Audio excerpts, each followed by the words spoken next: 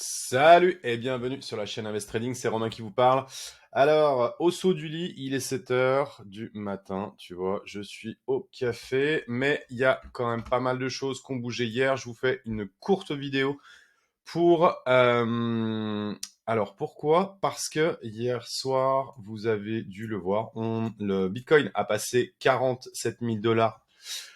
Et clairement, je vous l'ai dit, pour moi, il n'y a pas de décision de prise en fait sur le marché Bitcoin. Donc clairement, c'est un prix qui monte sans avoir une réelle décision. Si la décision est négative sur l'ETF Bitcoin, donc je vous invite à aller voir ce qu'est l'ETF Bitcoin. J'ai pas le temps de l'expliquer dans cette courte vidéo, mais dans tous les cas, ce que je vais vous faire comprendre, c'est que on a break cette résistance des 44 000, on a break cette résistance des 46 000. Aujourd'hui, on est là. Je voulais vous montrer le RSI. Là, on est en 12 heures, donc un graphique en 12 heures. On est venu taper sur la zone des 70 une première fois, qui a fait office de résistance sur la zone des 46 000. On est en train de retaper dessus. On va aller voir en daily ce que l'on peut voir. Alors, on a un semblant de divergence. Est-ce que on irait chercher là en décalé? Peut-être. Dans tous les cas, cette vidéo, elle est faite pour une chose, c'est vous dire attention, attention, parce que la décision n'est pas prise. Donc, si la décision n'est pas prise et que surtout elle est reportée, clairement, je vous le dis, c'est direction les 38 000 pour moi, direct.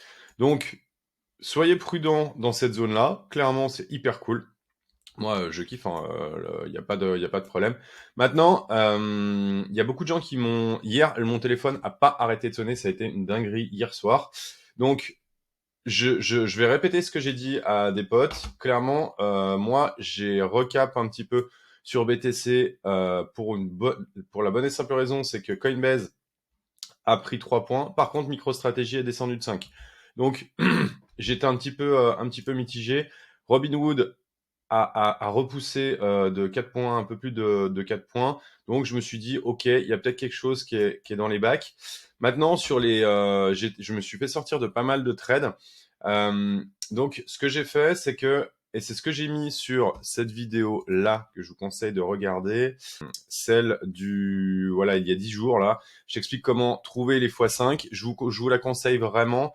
Je vous explique comment aller les chercher. Clairement, moi, j'ai rouvert une dizaine de trades hier soir sur des coins qui étaient solides et qui étaient envers versus BTC. Alors Atom, il n'y était pas hier, donc je l'ai pas touché. Avax, je l'ai ouvert dans la nuit. Clairement, voilà, Avax, il y a quelque chose qui est en train de se passer. D'accord, et il faut aller récupérer des coins qui sont versus BTC qui sont dans le vert. Clairement. D'accord. Parce que quand BTC fait une grosse verte de 5% et que les autres coins sont à moins 5, c'est-à-dire que le marché, il n'y a pas de nouveau argent. Ils vendent je dis n'importe quoi, des Solana pour acheter pour acheter du Bitcoin. D'accord. Donc, et le ratio, il était vraiment impressionnant. Par contre, il y a d'autres coins qui, quand BTC a fait plus 5 et qu'il y a la majorité des altcoins qui ont fait moins 5, s'il y a des altcoins qui font, eux, qui sont dans le vert, qui sont dans le plus, ça, c'est des coins qui sont valables. Parce qu'il y a vraiment des gens qui sont vraiment dessus. Donc, on va refaire la CHZ d'aujourd'hui. Alors, c'est dommage, il n'y a plus vraiment l'attrait. Là, par exemple, Fetch, aujourd'hui, il est clairement bullish versus BTC. Donc, ça, c'est plutôt cool. ING, clairement, c'est un sacré runner. Vraiment, c'est plutôt bien. Mina, NIR, voilà, on a vraiment les runners. On retrouve les runners que l'on avait déjà il y a 15 jours, 3 semaines. Hein. Rune, Solana qui est incroyable. Hein. Franchement, Solana, il nous fait un run, c'est dingo. RNDR, Elf, LDO. Voilà, TIA qui fait un super play et Ordi qui refait un play. Donc voilà, dans tous les cas, vidéo très courte, 5 minutes, simplement pour vous expliquer que faites attention, la décision n'a pas encore été prise sur l'ETF Bitcoin et clairement Méfiance aux pompons qu'on vous agite là, en disant tout est ok, ça monte, machin. Le prix est monté et je voulais vraiment partager ça sur mon fil Twitter. J'ai dit ce pump ne repose sur rien, rien du tout, clairement. Mais c'est nib, ok. Là, on n'est pas, il n'y a pas d'argent frais. Il y a que les échanges ont pris, ont vendu de leur shitcoin pour acheter du bitcoin et pousser. Donc ils poussent et en fait les algorithmes il y en a une partie qui sont calés là-dessus. Donc au-delà de X% de pump, eh bien, les algorithmes achètent des cryptos. C'est pour ça que le marché a pompé, en fait. Donc, c'était plutôt malin de la part des market makers. Mais en l'occurrence, faites-vous pas avoir. Il y a pas d'argent frais qui est arrivé. En tout cas, pour le moment.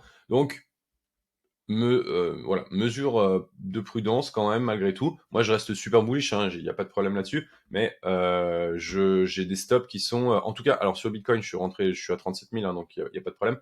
Sur ETH, je suis en dessous de 2000, mais par contre, sur ceux où je suis rentré hier, clairement, j'ai des stops ultra serrés où je me dis bon, si jamais il y a un problème, j'ai pas envie de manger mon capital pour ça, en sachant ce qui s'est passé, hier. Mais dans tous les cas, c'est super cool. 47 270 hier soir. Là, on navigue entre 46 et 47. Et puis, voilà, petit rappel, si vous avez des coins qui vous intéressent, vraiment, allez les chercher sur en versus BTC. Vous aurez bien plus de chances de faire des fois des 50, 100%, 200% dessus que d'autres qui restent à la traîne. Eh bien écoute, c'était Romain. Moi, je vais terminer mon petit café. Il est 7 heures du matin et direction la salle de sport. Dans tous les cas, gérez votre risque. J'espère que cette vidéo vous a plu. Faites liker, partagez et puis gérez votre risque et faites gaffe au cul. Ciao.